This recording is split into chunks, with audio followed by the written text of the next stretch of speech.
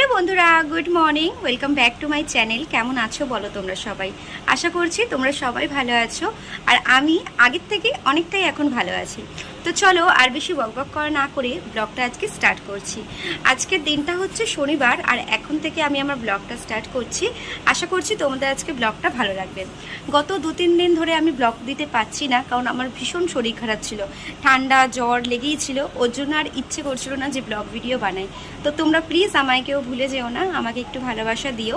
তো চলো আজকে ব্লগটা শুরু করছি তোমাদের সাথে। তো এখন থেকে আমি আমার ব্লগটা শুরু করছি, তো তোমরা ব্লগটা দেখতে থাকো।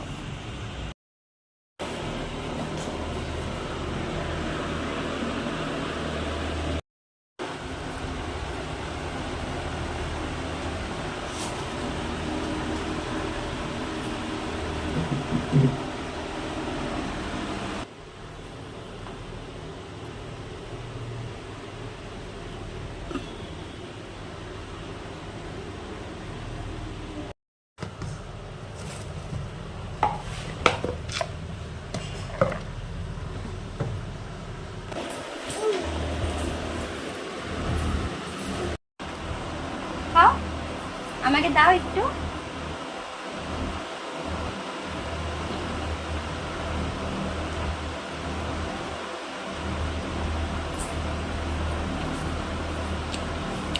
তো এদিকে তোমাদের দাদাভাই কিছু ড্রাই ফ্রুট ভিজিয়ে গেছিলো সকালবেলা, মানে আগের দিন ভিজিয়ে রেখেছিল।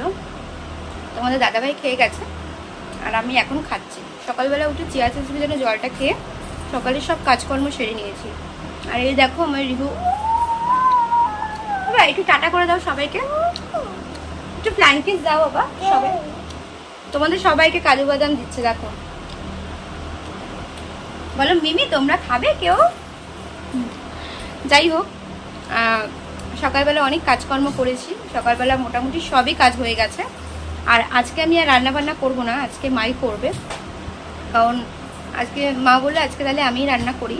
তো ভালোই হয়েছে, আজকে আমার রান্নাবান্না নেই, শুধু রিহুর খাবার করলেই হয়ে যাবে।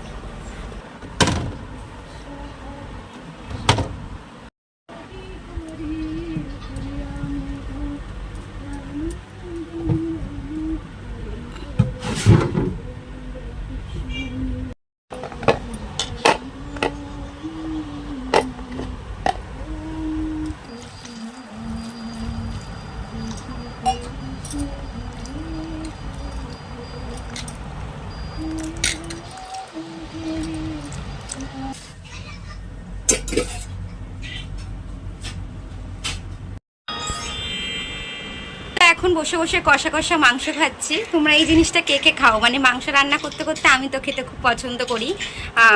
কষা মাংসটা 1 পিস হলেও আমি তুলবো আমার জন্য।